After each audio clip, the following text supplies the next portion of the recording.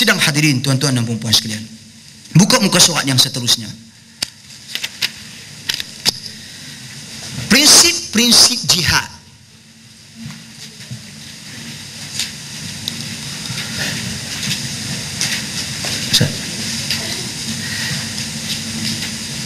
Yang pertama sekali, yang mana ia menjadi perkara yang paling penting, bukan sahaja dalam berjihad, bahkan dalam setiap ibadat yang kita lakukan, yaitu ikhlas kepada Allah Subhanahu wa ta'ala.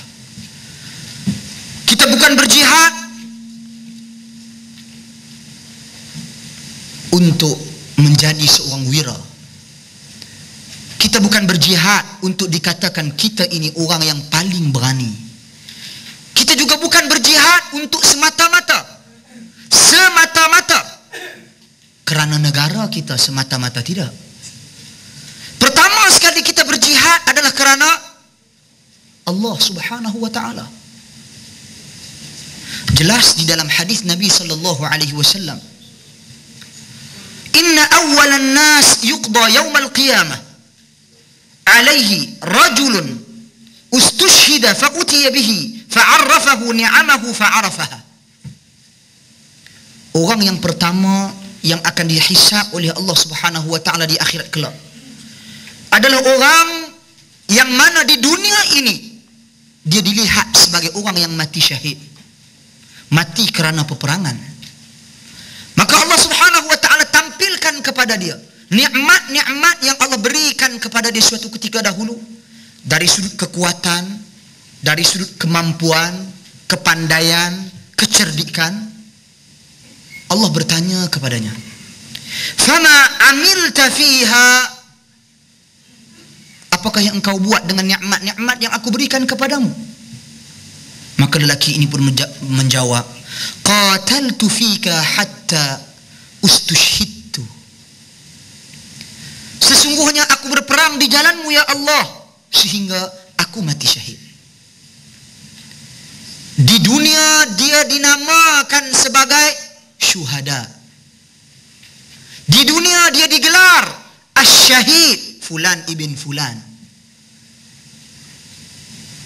Akan tetapi apa kata Allah Subhanahu wa ta'ala kepadanya? Kadzabt, engkau berdusta.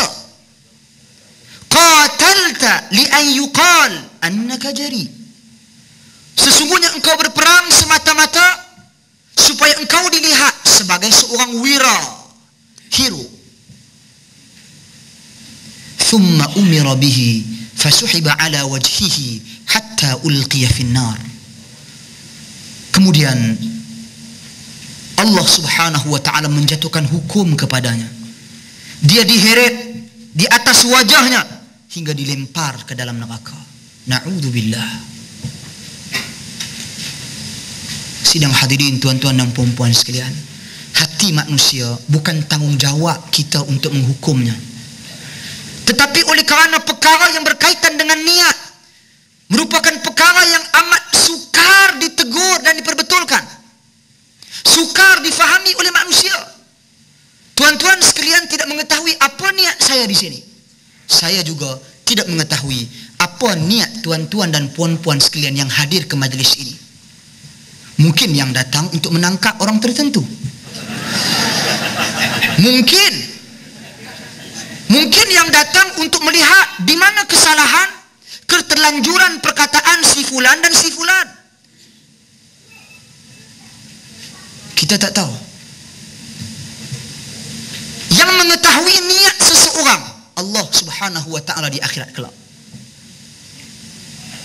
Sidang hadirin tuan-tuan dan puan-puan sekalian, kerana itu perbahasan tentang niat, perbahasan tentang ikhlas, para ulama, para ahli ilmu tidak akan melupainya apabila membahaskan sesuatu yang dikaitkan dengan ibadat di dalam agama ini.